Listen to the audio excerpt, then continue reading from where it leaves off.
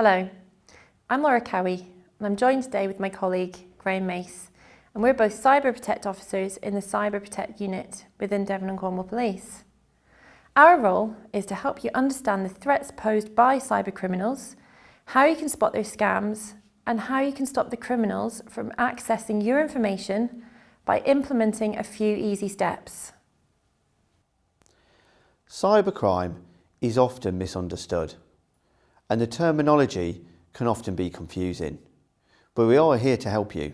We will explain to you in normal terms how you can protect yourself online and at the same time work together with us to combat the threat posed by cyber criminals.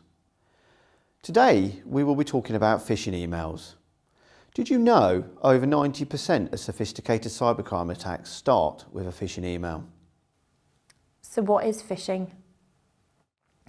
Phishing is when criminals send you an email or a text message to attempt to trick you into doing the wrong thing, such as clicking on a malicious link or giving over your private and financial information. Criminals send millions of these types of messages every single day. Some even contain viruses disguised as harmless attachments which activate when opened and can give criminals access to your device. So how can I spot a phishing email? What are the telltale signs? Well, spotting a phishing email is becoming increasingly difficult, and even the most careful user can be tricked. But here are some of the signs that could indicate a phishing attempt. Number 1, is the email addressed to you by name, or does it refer to a valued customer or friend or colleague? This can be a sign that the sender does not actually know who you are and that it is part of a phishing scam. Number 2, criminals will try to create official looking emails by including logos and graphics. Is the design and quality what you'd expect? Take your time and don't rush. Number 3, does the email contain a veiled threat that asks you to act urgently? Be suspicious of words like send these details within 24 hours or you've been a victim of crime, click here immediately. Number 4, your bank or any other official source should never ask you to supply personal information in an email. If you need to check, call them directly. If the email has supposedly come from your bank, take a moment, take your bank card out of your wallet and call the number on the back. You know that's a genuine number. But don't call using the numbers provided in the suspicious email.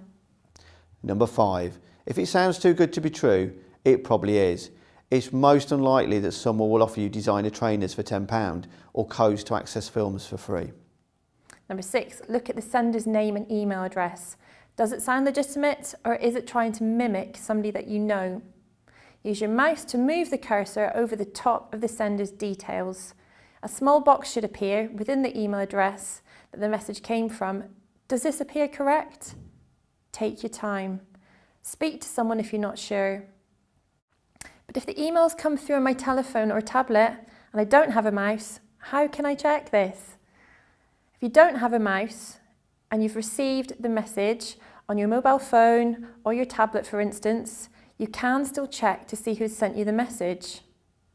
For example, on an iPhone, if you press with your finger next to who it's from, another page will appear under the other. The real email address will be shown. Does this email address look correct?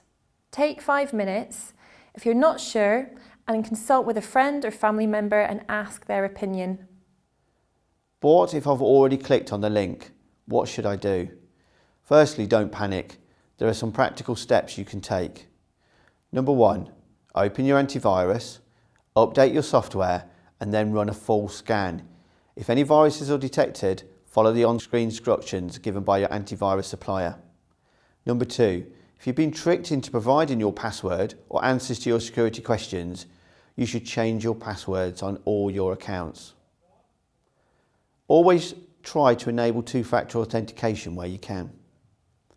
Number 3, if you provided your banking or financial details after clicking on a link, please contact your bank immediately and let them know what information you have passed on.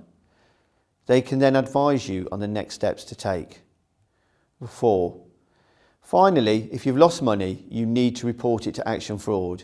You can do this online by visiting www.actionfraud.police.uk or calling them on 0300 123 2040. If you spotted that the email is potentially suspicious, what should you do? Well, if you have received an email that you're not sure about and suspect that it is suspicious, then forward it to the National Cybersecurity Centre's Suspicious Email Reporting Service. You can do this by forwarding it to report@phishing.gov.uk, then delete the email. You can also send suspicious text messages to Ofcom by forwarding the text to 7726. This spells spam on your keypad. Ofcom perform a similar function as the National Cybersecurity Centre and will look at the suspicious text and make attempts to stop the criminals behind it. Thank you for taking the time to listen to us today. I hope you've enjoyed it, but also that you've learned something that will make you more secure for the future. Don't forget to share this new knowledge with your friends, family and colleagues. And if you'd like to hear more from us, then please look out for our other videos or contact us to book a free cyber awareness session for your business, charity, organisation or community group. We would love to hear from you. You can also stay updated by following us on Twitter at DC_cyberprotect. That's it for today. Stay safe, stay secure and stay cyber protected.